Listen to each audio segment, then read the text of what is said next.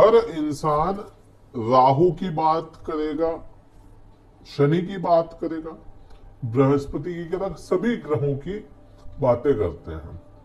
कहते हैं राहु को समझना मुश्किल है। हाँ, बिल्कुल मुश्किल है। राहु बहुत बड़ा समंदर है। लेकिन केतु की बात बहुत कम की जाती है, जबकि केतु देने पे आ जाए तो बहुत कुछ दे देता है। केतु को बस समझना पड़ता है। राहु के अकॉर्डिंग आप काम करोगे तो राहु आपको रिजल्ट देगा, लेकिन केतु के अकॉर्डिंग आप चीजों को छोड़ते हुए चलोगे तो केतु रिजल्ट देगा। केतु के बारे में बहुत कम जगहों पे आपको चर्चाएं मिलेगी। केतु के लिए हर कोई बात नहीं कर पाता, क्योंकि केतु थोड़ा सा सब्जेक्ट ही ऐसा ही है, डिटैचमेंट का कारक है। हर चीज को छोड़ दोगे तो आप पाओगे कब? लेकिन केतु वही कहता है कि आप छोड़ करके देखो, दिला ना दिया तो मेरा नाम केतु नहीं। ये केतु का कहना है। और केतु वो ग्रह है जो केवल आध्यात्म में विश्वास रखता है, पाखंड में विश्वास नहीं रखता। राहु पाखंडी है, लेकिन केतु पाखंडी नहीं है। हाँ, राक्षस जरूर है, लेकिन आध्यात्मिक राक्षस है वह। केतु वो ग्रह है, केतु वो साधु है जो सब कुछ छोड़ करके निकल चुका। उसे ज्ञान की प्राप्ति नहीं हुई, और जिस दिन ज्ञान की प्राप्ति हो जाएगी उसी दिन केतु रिजल्ट बहुत निखार करके दे देता है। और समय भी लगभग वही सा आ गया। क्यों?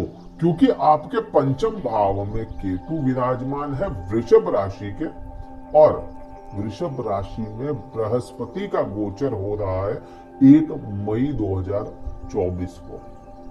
1 मई से लेके 14 मई 2025, 1 साल 13 दिन पूरे के पूरे आपको अच्छे रिजल्ट देगा बृहस्पति। लेकिन केतु क्या दे रहा है? गोचर तो बृहस्पति का है, केतु की बात करने का सेंस क्या निकला? क्योंकि केतु पे जब भी बृहस्पति की दृष्टि आएगी तो ऑटोमेटिक केतु की दृष्टि भी बृहस्पति पे घूम करके चली जाएगी।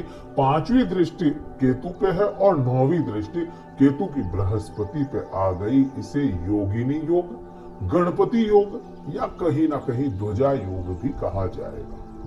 नाम कुछ भी हो सकता है, लेकिन परिणाम इसका एक ही होगा, वह है सोना बरसाना। कैसे सोना बरसाना? यहाँ पे उस चीज को अपन समझने वाले हैं। वीडियो कहीं भी अच्छा लगता है आपको लाइक कीजिएगा, शेयर कीजिएगा और सब्सक्राइब जरूर कीजिएगा चैनल को। बात करते हैं कैसे। जब भी ज्ञान की बात आएगी, ज्ञान की जब भी मैं बात करूं, ज्ञान बराबर क्या कहते हैं अपन?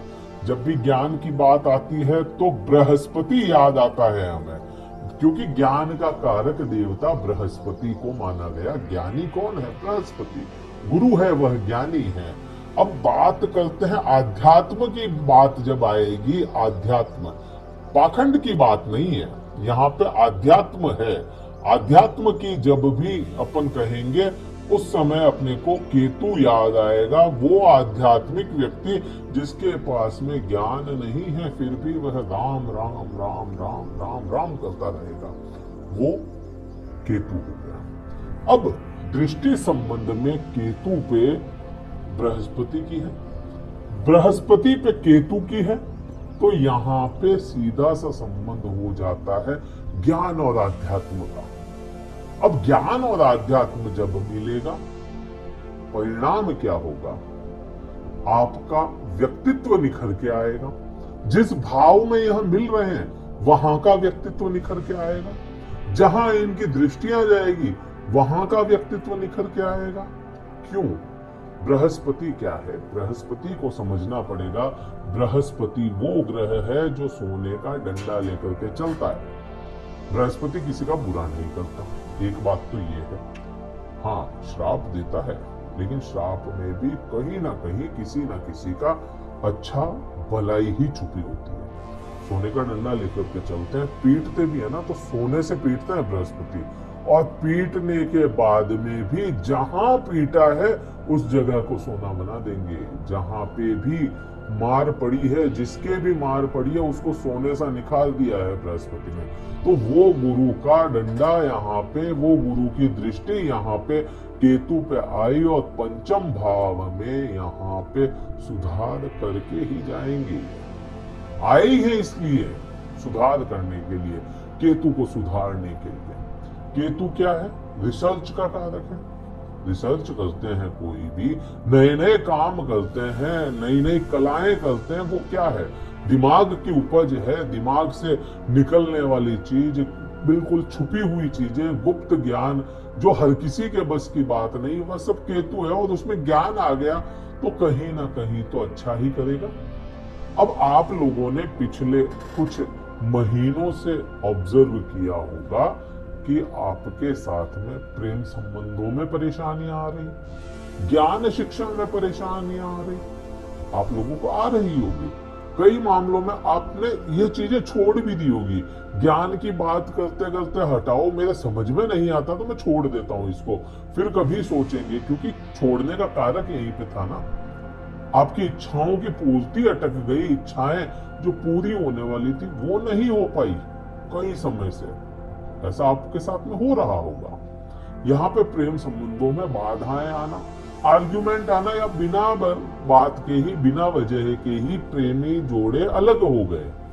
कोई बात ना बात का तुक, अलग हो गए। तो यहाँ पे बृहस्पति की दृष्टि केतु पे आ गई और इस केतु को बृहस्पति सुधारेंगे तो संतान का सुख भी यह बृहस्पति दिलाएंगे, प्रेम संबंधों का भी सुख यही दिलाएंगे, आपकी इच्छाओं की पूर्ति भी यही करवाएंगे। और कहीं ना कहीं ज्ञान भी बृहस्पति, शिक्षा भी बृहस्पति आपको दिलाएंगे ही दिलाएंगे। जो लोग रिसर्च करते हैं उनके लिए तो यह समय और भी अच्छा हो जाएगा। ये परिणाम तो बृहस्पति का इस हाउस पे केतु दे रहा है।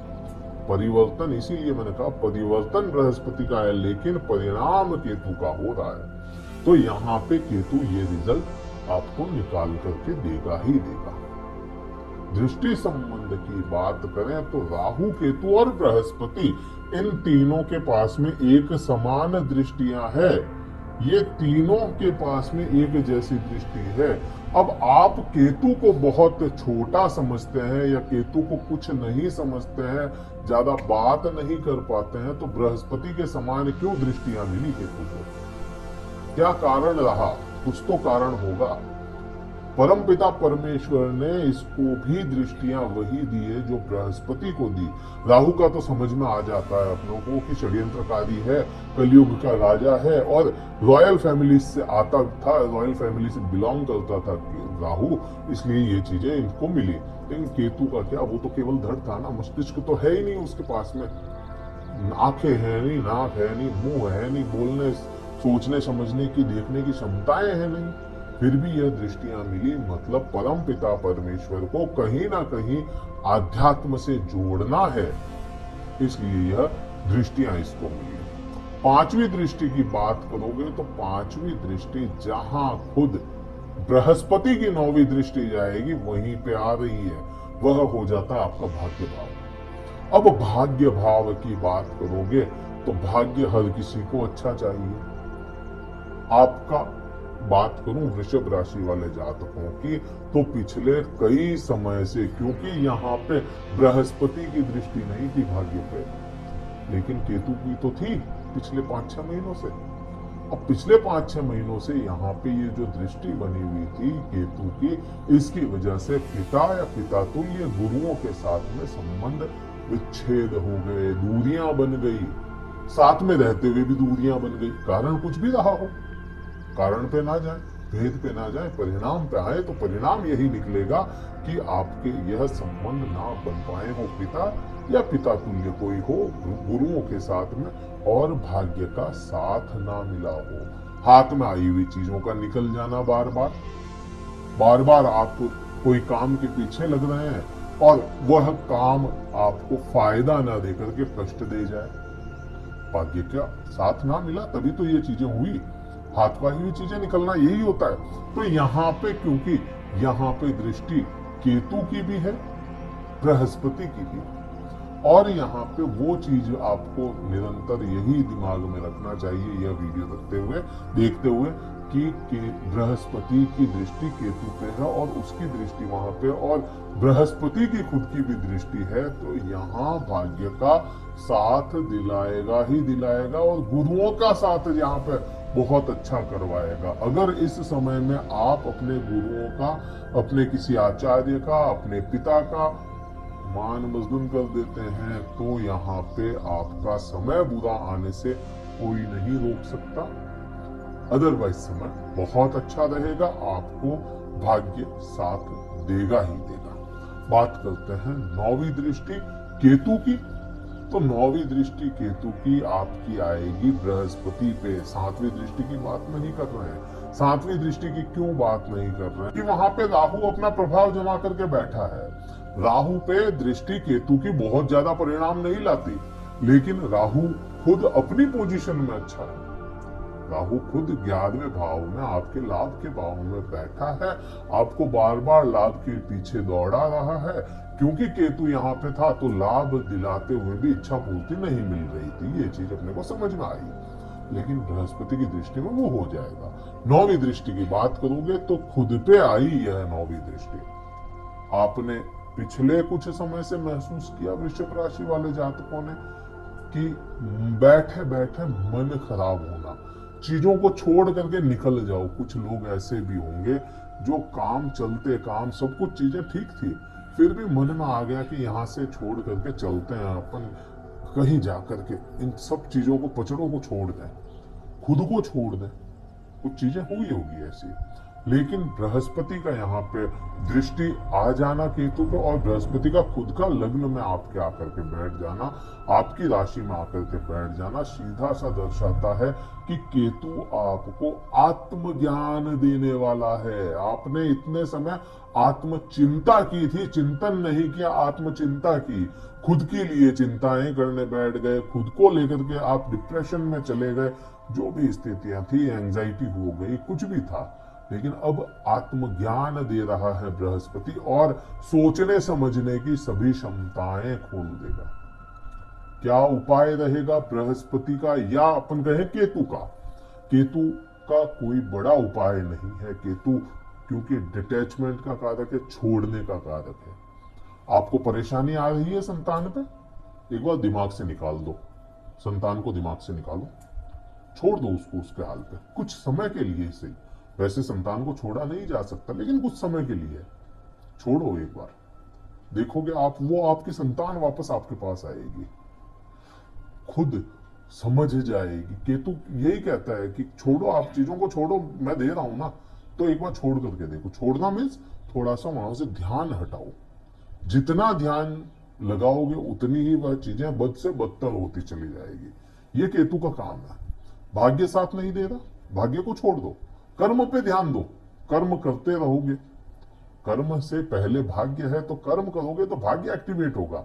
भाग्य पहले भी मैंने मेरे कई वीडियोस में कहा है, भाग्य पे काम करोगे, भाग्य के लिए काम करोगे तो दुख एक्टिवेट हो जाएगा, आपका दुख बढ़ जाएगा। भाग्य को छोड़ो, कर्म करोगे तो भाग्य ऑटोमेटिक एक्टिवेट हो जाएगा। कर्म करोगे तो भाग्य एक्टिवेट हो रहा है, और लाभ के पीछे दौड़ोगे तो आपको कहीं ना कहीं कर्म करना पड़ेगा। यही चीज होती है और यही होता आया है।